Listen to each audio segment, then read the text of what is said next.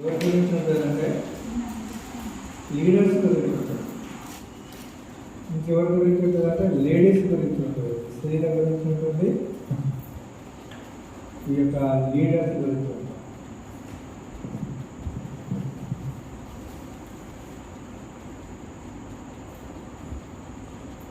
ఆలోచించుడి, ప్రభువు సైన్యములకు అధిపతి యాహోవా పోషణమును పోషణాహారమును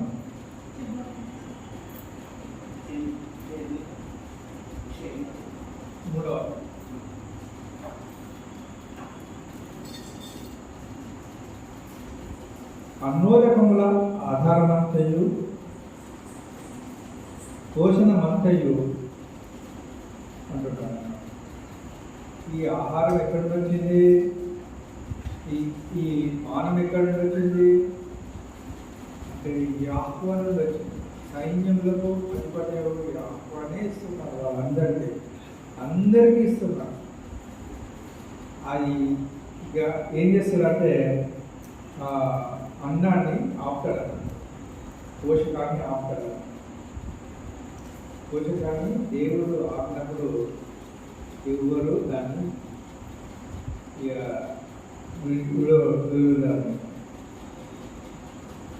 ఈ నాయకులను చూడండి, ఎంతమంది నాయకులు ఉన్నారు. ఆ నాయకులందరినీ 11 మంది నాయకులు ఉన్నారు.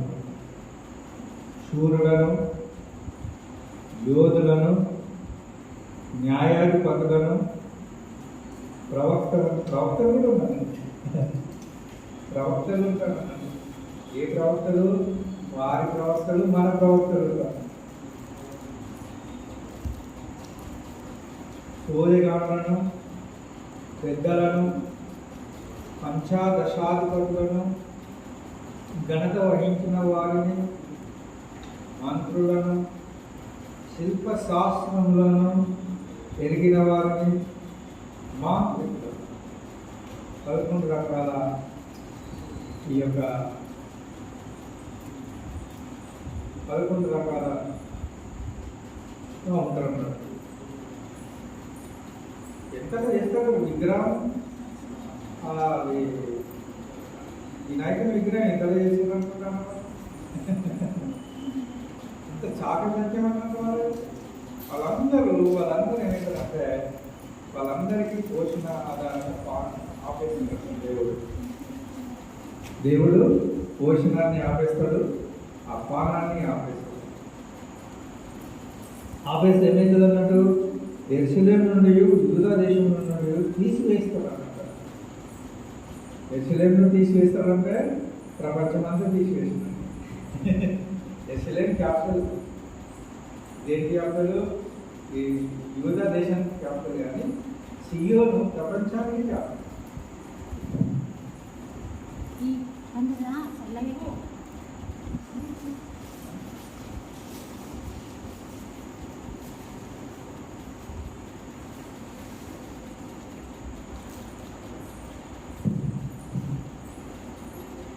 యెరూషలేము యూదా దేశానికి క్యాపిటల్ అయితే సియోను ప్రపంచానికి క్యాపిటల్. బాలకులు వాళ్ళని చేస్తారంటారు. బాలకులను వారిని అధిపతులుగా నియమిస్తారు. వారి బాల చేష్టలు చేసి జనులను ఏలుతారు. ప్రజలలో ఒకడి ఇట్లను ఒకడు అట్లను ప్రతి వాడు తన పొరుగు వాడిని గుర్తించి ప్రతి వాడు తన పొరుగు వాడిని ఒత్తిడి చేస్తారు. పెద్దవాడిపై వాళ్ళు, బలుడిపై నీచుడు, గర్వించి తిరస్కారంగా ఉంటాడు.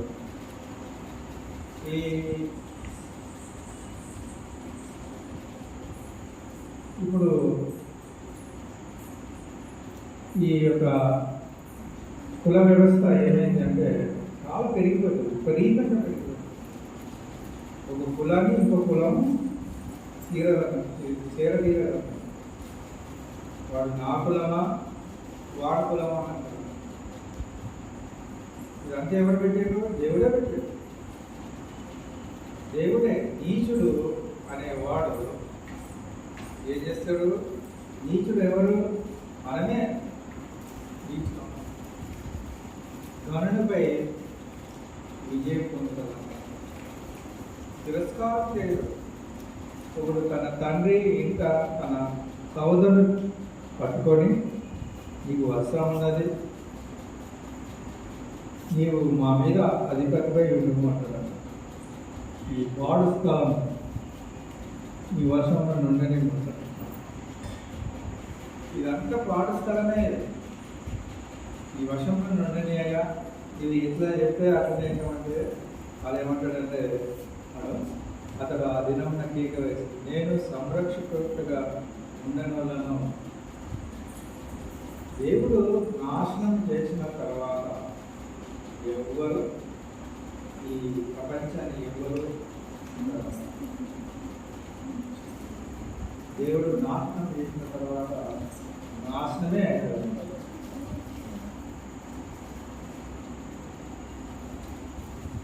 నా ఇంట ఆహారమేమీ లేదు, వస్త్రమేమీ లేదు, నన్ను జనులకు అధిపతిగా నియమించరాదు. నన్ను అంటడానికి నా ఇంట ఆహారం లేదు, ఏం లేదు, అన్నపానములు ఎక్కువ తీసుకొని తీసేసి ఉన్నాడు. ఇప్పుడు గనుడు అహంకారి ఏడుగురు వాళ్ళందరూ ఆహారం లేక చచ్చిపోతున్నారు. ఆహారం లేక చచ్చిపోతారు. ఇప్పుడు రాబోయే కాలంలో అదే, రాబోయే కాలంలో ఆహారం దొరకదు, నీళ్ళు దొరకదు. ఏమైంది? విషపూరితమైన ఈ ఆహారం తీసుకున్నా కూడా అదేదైతుంది, విషపూరితమైన.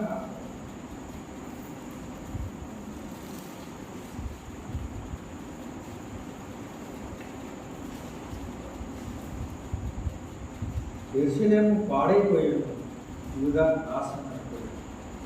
యెరూషలేము పాడైపోయింది, యూదా నాశనం అయిపోయింది. ఆయన కాలంలో ఆయన అంటున్నాడు, ఇప్పుడు ఈ కాలంలో ప్రపంచమంతా పాడైపోయింది, ప్రపంచమంతా నాశనం అయిపోయింది. యాకోవ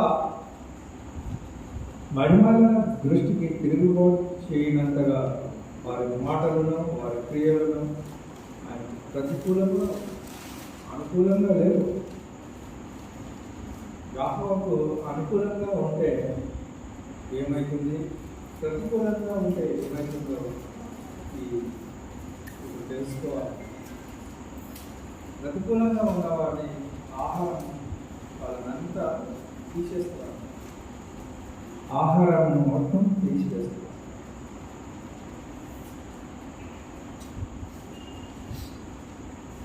వారి ముఖ లక్షణమే వారి మీద సాక్ష్యం ఇచ్చింది.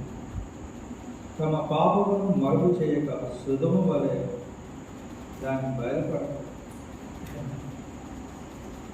సుధమాని వలని బయలుపరుస్తారు అన్నాడు. ఏ విధంగా? పాపాన్ని పాపం చేసిన వాడు ఎందుకంటాడు, నేను అక్కడ అడగరా, నేను మంచోడి కదా అంటారు. ఆ కాలంలో ఏం చేస్తారు, వాడు ఎటువంటివాడో తెలుసు, వాడు చెప్పకనే చెప్తారు. వీడు ఎటువంటివాడు వీడటువంటివాడు అనేది చెప్తారు. వట్టిగానే అవ్వదు. 7 కన్నులు కదా, 7 కన్నులు అనేది సర్వ జ్ఞానం, సర్వజ్ఞానం. 7 కన్నులు కదా, సర్వజ్ఞానం.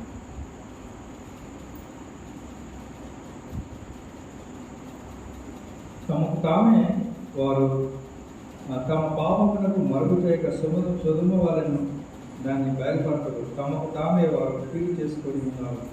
వారి శ్రమ పాపలందరూ తమకు తామే చేస్తారు. ఇక వాడిని ముట్టుకోవాల్సిన పనే లేదు. వాడు పోవాల్సిన దారి వాడు పోతారు. నువ్వు ముట్టుకోవాల్సిన పని లేదు, నాకు శ్రమ కలిగింది, వాడిని ఎట్లా చేయాల్సిన పని లేదు. దేవుడే నియమించినాడు వాళ్ళకి. మీకు మేలు కలుగునని నీతి మంతులతో చెప్పుకున్నాం. వారు తమ క్రియల ఫలం అనుభవిస్తారు. మనమైతే అనుభవిస్తాం, క్రియల ఫలం అనుభవిస్తాం. వాళ్ళు అనుభవిస్తారు. నీతి మంతులు అనుభవిస్తారు, అనీతి మంతులు అనుభవిస్తారు. అనీతి మంతులు ఏం అనుభవిస్తారు? వారి యొక్క క్రియాఫలాన్ని అనుభవిస్తారు. నాశనమే వారి క్రియాఫలం. నీతిమంతులు దేవుని రాజ్యమే క్రియలు. దుష్టులకు శ్రమ, వారి క్రియల ఫలము వారికి కలుగు. నా ప్రజల విషయమై నేనేమందును, బాలులు వారిని బాధ పెట్టుతున్నారు, స్త్రీలు వారిని ఏలుతున్నారు. స్త్రీకి ఏలుతున్నారు. బాలులు అంటే తక్కువ, అంటే అన్స్కిల్డ్ పర్సన్ అన్నమాట. బాలులు అంటే అన్స్కిల్డ్, అంటే ఏమాత్రము వాళ్ళకు ఆ స్కిల్ లేదని ఆయన వాళ్ళు వెళ్తారు. ఇప్పుడు కొంతమంది రాజకీయ నాయకులను చూసినా వాళ్ళు బాలులే, స్కిల్డ్ పర్సన్స్ కాదు. స్త్రీలు వారిని ఏస్తారు. నా ప్రజలాగా మీ నాయకులు ఎప్పుడో తప్పించుకోవాలి. నాయకులు మనం ఎప్పుడు నాయకులను ఎన్నుకోవాలనుకుంటున్నారా? ఈ ప్రోగు తప్పించేవాడే నాయకులు. నాయకులు ఎవరు? ప్రోగును తప్పించుకోవాలి. మనం జాగ్రత్తగా మన నాయకులను మనం గమనించాలి. మన నాయకుడు ఎవరు? బైబిలే. బైబిలే మన నాయకుడు. యేసుక్రీస్తే మన నాయకుడు. అట్లా పెట్టుకోవాలి.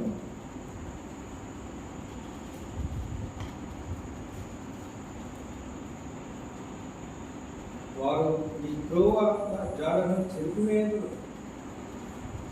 మంచివాడవైతే నీ మంచి దారైతే చెరుకు వేస్తారు. ఎవరు? నాయకుడు. యాకోబు వాదించుటకు నిలవబడి ఉన్నాడు, జనములను విమర్శించుటకు లేచి ఉన్నాడు. యాకోబు తన జనుల పెద్దలను వారి అధిపతులను విమర్శింపవచ్చుకున్నాడు. ఆయన విమర్శిస్తే విమర్శే, దేవుడు విమర్శించినప్పుడు విమర్శే అవుతున్నాడు. దేవుడు విమర్శించినప్పుడు విమర్శే అవుతుంది.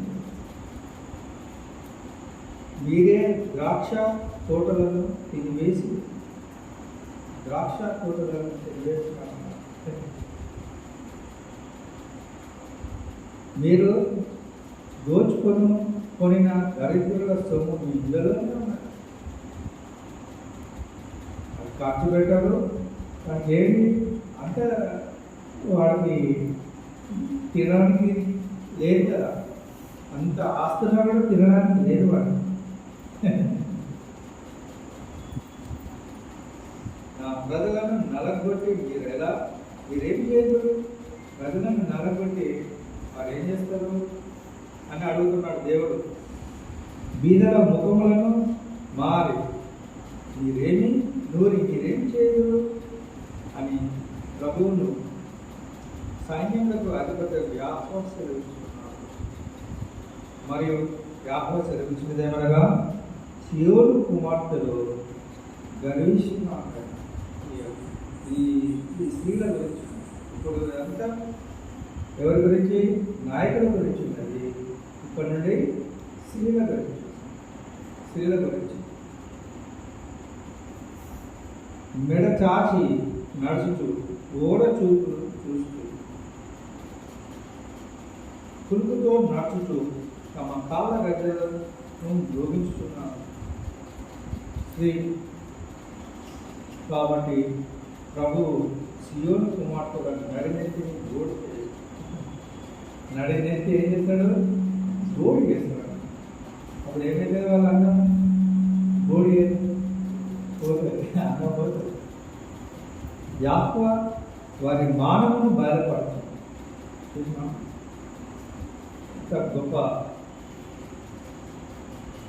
ఆ దినమున యాకోబు గుల్లుకును వారి పాదములు గల్లు అను వారి పాదములు పాదభూషణములను, సూర్యబింబ భూషణములను, చంద్ర వంకలను భూషణములను, కర్ణ భూషణములను, కడియములను, నాణ్యమైన ముసుకులను, కులాయిలను, కాళ్ళ గొలుసులను, ఒడ్డానములను, పరిమళ ద్రవ్యపు బరినెలను, రక్షరేకులను, ఉంగరములను, ముక్కు కమ్ములను, ఉత్సవ వస్త్రములను, ఉత్తరీయములను, పైటలను, సంచులను, చేతి అద్దములను, సన్నపు నారతో చేసిన ముసుగులను, భాగాలను, కాలువలను తీసివేస్తారు. దేవుడు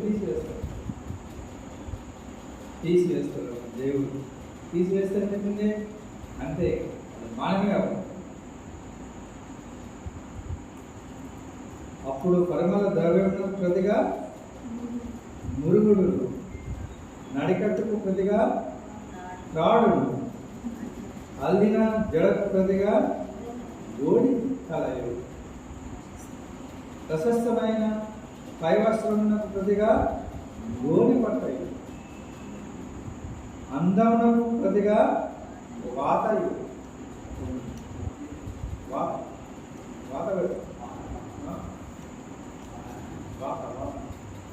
వాత అంటే ఈ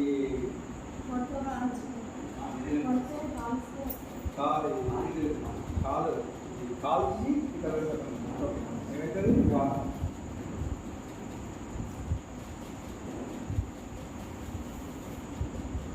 ఖడ్గము చేత మనుషులు కూలుదు. ఖడ్గము అంటే వాక్యం, వాక్యం చేత కూలుతారు. వాక్యమే ఖడ్గము.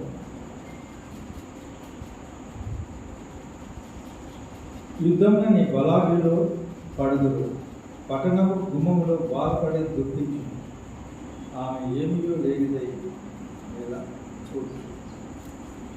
చూసినా ఇద్దరు నాయకులు ఎంత బాగా అనుభవించినాడో యెషయా శ్రీలక్ష్మి. ఈ నాయకుల విషయమే ఎంత బాగా అనుభవించినాడో యెషయా. చూసినట్లయితే ఈ 4వ అధ్యాయం ఒకటి చూసుకొని మనం ముగించుకుంటాం. ఆ దినమున 7 స్త్రీలు ఒక్క పురుషుణ్ణి పట్టుకొని, మేము మా అన్నమే తిన్నాం, మా అవసరమే కట్టుకోండి, నీ పేరు మాత్రం మాకు పెట్టి మా నిందను తీసివేసుకుంటాం. ఏం చేస్తారు స్త్రీలు? 7 స్త్రీలు వచ్చి అన్య స్త్రీలు వీళ్ళని పట్టుకొని, మేము మా అన్నమే తిన్నాం, మా అవసరమే ధరిస్తాం, కానీ మాకున్న నిందను తీసివేస్తాం, నేను నీతో వస్తున్నాను.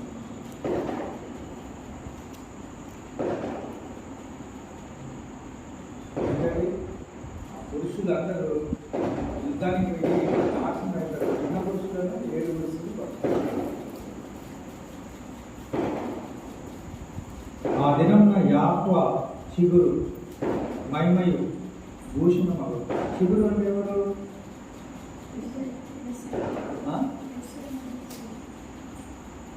చిగురు అంటే ఎవరు?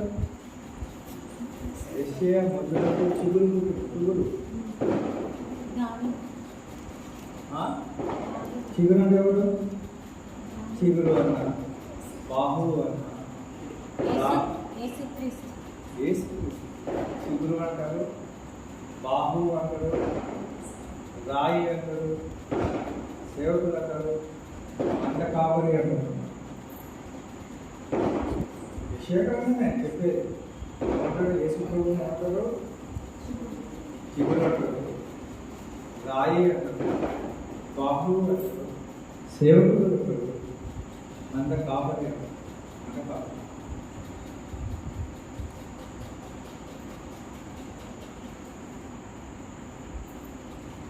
ఇర్మియా గ్రంథము 23:5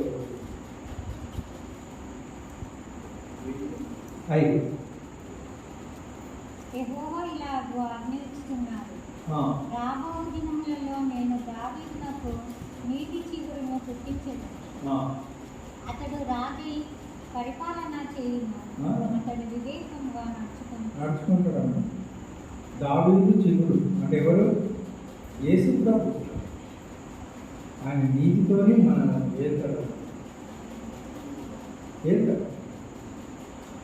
33:15 ఇర్మియా 33:15లో ఉన్నది. ఇంకా జకరియా 3:8లో ఉన్నది. జకరియా 6:12లో మనం చూసుకుంటారు. యెషయా గ్రంథం 11:2 11:1 కూడా ఉన్నది చిగురు. ఆ దినమున యాకోవ చెవులు మహిమయు భూషించున్నారు. ఇశ్రాయేలులో తప్పించుకున్న వారికి భూమి పంట అతిశాశ్వతంగా శుభలక్షణంగా ఉంటుంది. ఇశ్రాయేలీలలో తప్పించుకున్న వారు అంటే ఆ పాత్రను కుమ్మరించినప్పుడు తప్పించుకున్న నీతి మందులే తప్పించుకోబడతారు. ఆ పాత్రను కుమ్మరించినప్పుడు దేవుడు పాత్రను కుమ్మరించినప్పుడు నీతి మందులు తప్పించుకున్నారు. వారు ఆ భూఫలాన్ని అనుభవిస్తారు. సియోనులో శేషించిన వారికి, యెరూషలేములో నిలువబడిన వారికి అనగా జీవం పొందుటకై యెరూషలేములో దాఖలు ప్రతి వారికి పరిశుద్ధులని పేరు పెట్టబడి ఆ ఉగ్రత పాత్ర నుండి తప్పించుకుంటున్నారు. 10% కంటే తక్కువనే అవుతుంది. వాళ్ళు పరిశుద్ధులు. ప్రకటన గ్రంథము 3వ అధ్యాయం 5వ వచనం.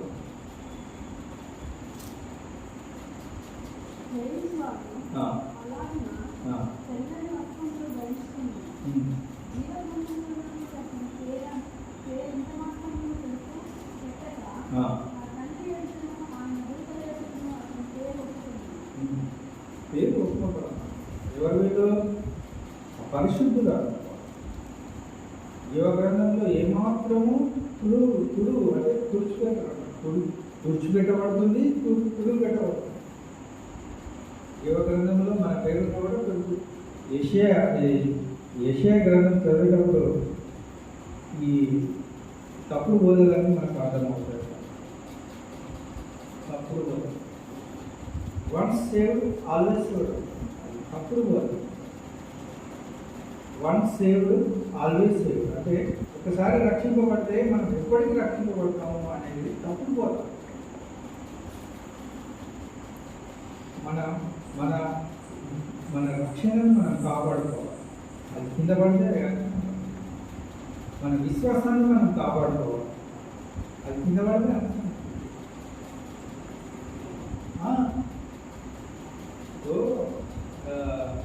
ఏం చేస్తారు? మాకు రక్షణ దొరికి అంటే అంటే పాపాలు చేస్తుంటారు. ఏంటో రక్షణ వేనా? తీర్పు తీర్చు ఆత్మ వలనను దహించు ఆత్మ వలన ప్రభు సియోను కుమార్తెలకు ఉన్న కల్మషమును కడిగివేస్తున్నాడు. కల్మషము అంటే నీతి మంతులను తీసి వాటిని అందరినీ అనేక మంతులను అన్నింటినీ చంపేస్తాడు. కల్మషం యెరూషలేమునకు తగిలిన రక్తం అని అంటారు. దాన్ని మధ్య నుండి తీసివేసి దాన్ని శుద్ధి చేయి.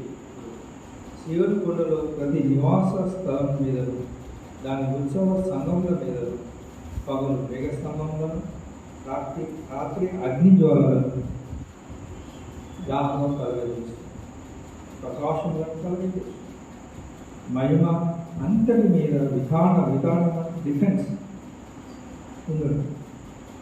మహిమ ఎలాంటిదే? ఆ దేవుని మహిమ. ఆ ఓడ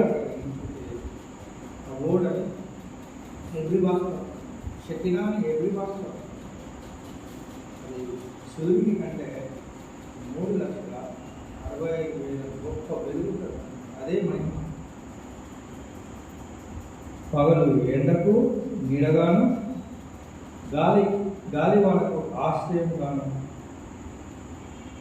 చాటుగాను పర్ణశాల దినం ఒకటి ఉంటుంది. పర్ణశాల అందరూ వస్తారు. పర్ణశాల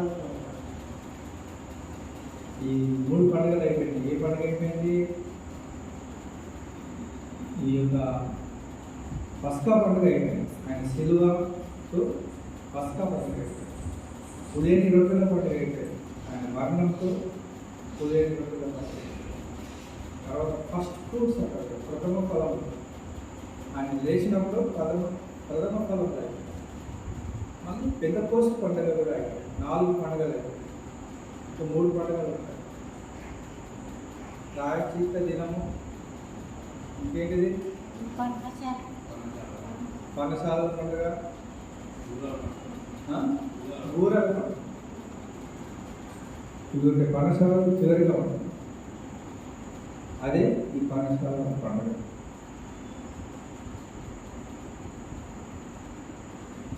ఆయన మరణం ఏంటిది? పస్క పండుగ. ఆయన శిలువ శ్రమ పస్క పండుగ. ఆయన మరణం పులిని రొట్టెల పండుగ. ఆయన ఎత్తబడ్డాడు కదా, అది ప్రథమ స్థలంలో పండుగ. తర్వాత పెద్దపోస్తు పండుగ. ఆ తర్వాత ప్రాయశ్చిత్తార్థ పండుగ. ప్రాయశ్చిత్తార్థ పండుగ. ఆ తర్వాత బూరల పండుగ.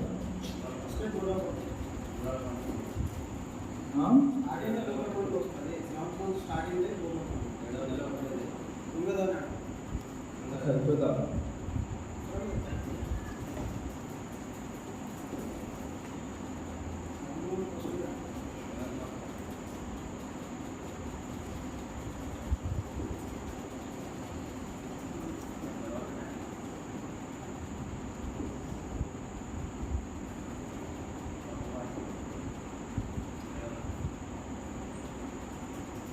Passover, unleavened bread, first fruit, the weeks, Pentecost, trumpet, day of atonement.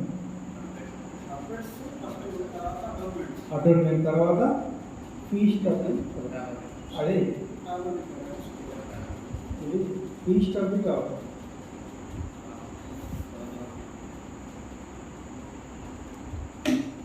ఇక్కడ మటుకు దేవుడు మాటలను దీవించి ఆశీర్వదించుతారు. మీరు ఎవరైనా ప్రేరేపిస్తూ ఉన్నవారు ప్రార్థన చేసి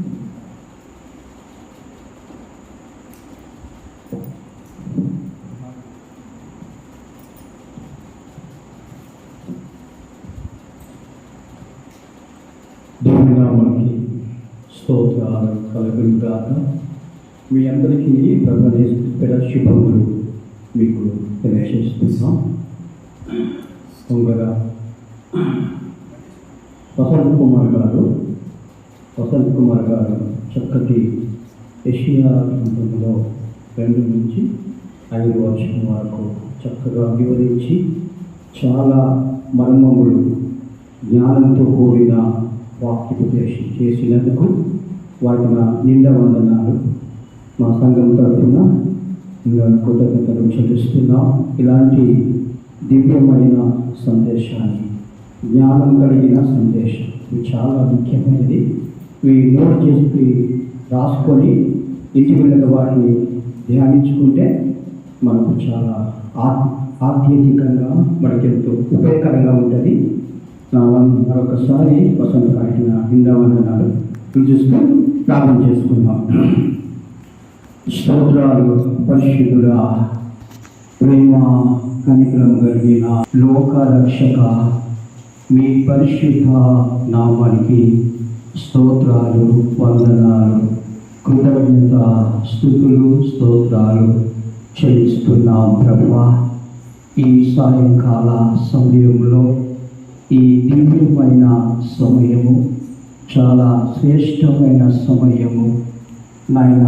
మేము ఈ విధమైన యేసు క్రీస్తు పేరట కోరుకొని నీ నామాన్ని స్తుతించి ఆరాధించి మీ యొక్క దివ్యమైన సందేశాన్ని, జ్ఞాన ఉపదేశం, మర్మములు, గూఢమైన సంగతులు, రాబోయే దినాలు, ప్రపంచము ఏ విధంగా ఉంటుంది, యేసు ప్రభువు ప్రవచించింది, జరగబోయే విషయాలు, అనేక విషయాలు, జ్ఞానంతో కూడిన అనేక వాక్యోపదేశాన్ని మేము విన్నాము తండ్రి. ఇది చాలా ప్రాముఖ్యమైన ఉపదేశాన్ని, వీటిని మేము మర్చిపోకుండా వీటిని ధ్యానించి వాటిని మా హృదయంలో ప్రభువా జ్ఞాపకార్థంగా హృదయమైన పలక మీద రాసుకొని నాయన అనినిత్యము వీటిని ధ్యానించుటకు నాయన మీ పరిశుద్ధాత్మ ప్రేరేపణ, మీ పరిశుద్ధాత్మ నడిపింపు మాకు దయచేయమని మీ పాద సన్నిధిలో ప్రార్థన చేస్తున్నాం.